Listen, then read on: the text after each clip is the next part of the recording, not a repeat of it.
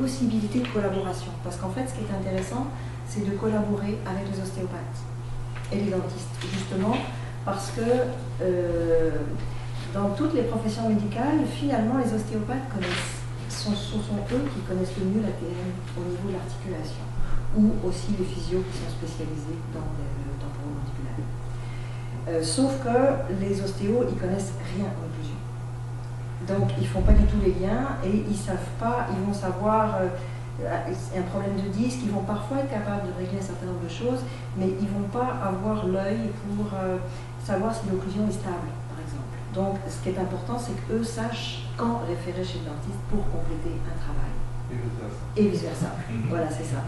Et le dentiste, lui, connaît bien l'occlusion, c'est son travail tous les jours, il connaît que ça, c'est sa terreur, c'est son monde,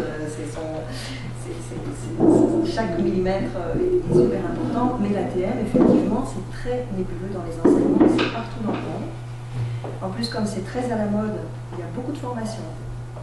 Des formations courtes, post-universitaires, des formations courtes ou des formations longues. Et là-dedans, il y a des choses super intéressantes. Il y a des choses qui coûtent très cher. Ce que j'explique aux ostéos souvent, c'est que quand on fait des formations en ATM, ça coûte cher. Il faut aller aux États-Unis, il faut aller en Autriche, il faut aller se former au bout du Canada. Ça peut durer plusieurs années.